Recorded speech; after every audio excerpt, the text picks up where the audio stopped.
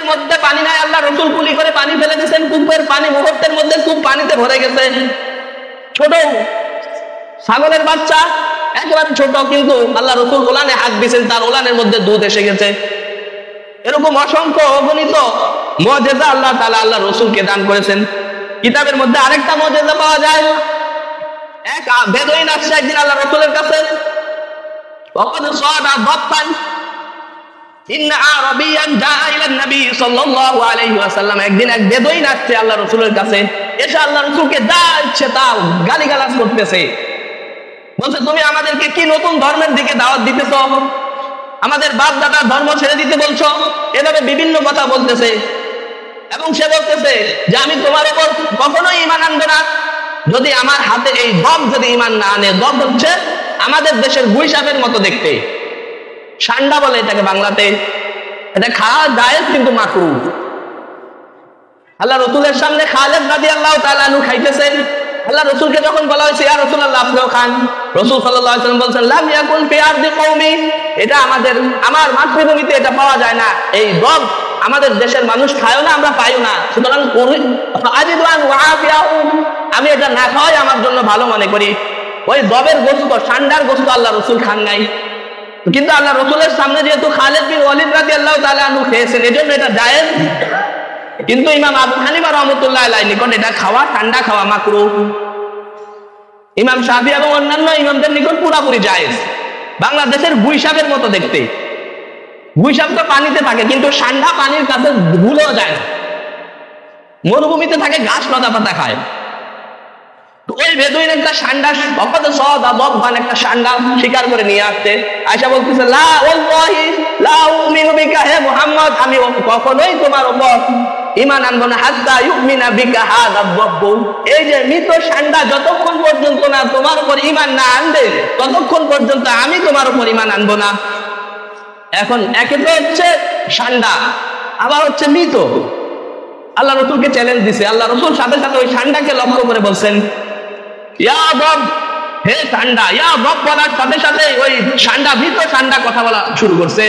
ফাতাকাল্লামা বিকালামিন আরাবিয়্যিন মুবিন ইয়াফহামুল কওমু জামিআ, ওই আল্লাহ রাসূল ইয়া বব বলার সাথে সাথে ওই ষান্ডা এমন ভাবে স্পষ্ট কথা বলা শুরু করছে, বিকালামিন আরাবিয়্যিন, আরবি ভাষায় কথা বলা শুরু করছে, কালামিন আরাবিয়্যিন মুবিন ইয়াফহামুল কওমু জামিআ, সবাই বুঝতেছে তার কথা। লাব্বাইক ওয়া সা'দাইক ইয়া রাসূল রাব্বিল আলামিন, লাব্বাইক ওয়া সা'দাইক ইয়া রাসূলুল্লাহ, আমি আপনার ডাকে সাড়া দিতেছি, আমি উপস্থিত, আপনার খেদমতে আমি উপস্থিত। আনতা রাসূল রাব্বিল আলামিন, আপনি রব্বুল আলামিনের পক্ষ থেকে প্রেরিত রাসূল। রাসূল তাকে প্রশ্ন করলেন মান তা'বুদু, তুমি কার ইবাদত করো? ওই ষান্ডাকে আল্লাহ রাসূল প্রশ্ন করলেন যে তুমি কার ইবাদত করো? ষান্ডা বলতেছে ক্বালাল্লাযী ফিস সামাই আরশুহু, আমি ওই সত্তার ইবাদত করি যা আসমানে যার আরশ, ওয়া ফিল আরদি সুলতানুহু, জমিনে যার ক্ষমতা, ওয়া ফিল জান্নাতি রাহমাতুহু, জান্নাতে যার রহমত, ওয়া ফিন নারি ইকাবুহু, এবং জাহান্নামে যার আযাব রয়েছে, এমন সত্তার আমি ইবাদত করি। ষান্ডা, মৃত ষান্ডা কথা বলতেছে আল্লাহ রাসূলের সাথে, সুবহানাল্লাহ। এরপর আল্লাহ রাসূল বলছেন মান আনা, আমি কে? তখন ওই ষান্ডা বলতেছে আনতা রাসূল রাব্বিল আলামিন খাতামুন নাবিয়্যিন, আপনি হচ্ছেন রব্বুল আলামিনের পক্ষ থেকে প্রেরিত রাসূল, এবং আপনি নবীদের মধ্যে শেষ নবী, খাতামুন নাবিয়্যিন। ক্বাদ আফলাহা মান সাদ্দাকাকা, যে আপনাকে সত্যায়ন করবে, যে আপনাকে সত্য বলে মেনে নিবে, সে সফল কাম। ওয়া ক্বাদ খাবা মান কাযযাবাকা, আর যে আপনাকে মিথ্যা প্রতিপন্ন করবে সে ধ্বংস হবে, ব্যর্থ হবে, দুনিয়া আখিরাতে সে ক্ষতিগ্রস্ত হবে। কে বলতেছে এই কথাগুলো?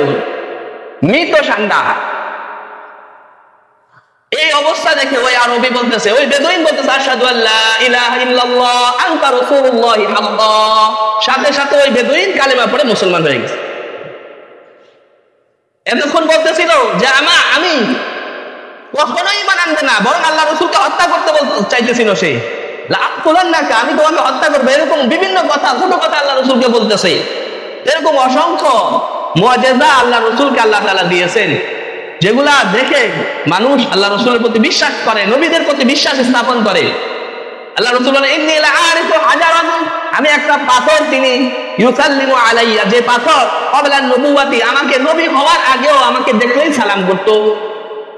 হাজির আসওয়াদ পাথরের ব্যাপারে তার মুফাসসিরিনগণ মুহাদ্দিসিনগণ লেখেন, এটা হাজির আসওয়াদ পাথরের কাছে যখনই রাসূল যাইতেন তখনই রাসূলকে সালাম দিত হাজির আসওয়াদ।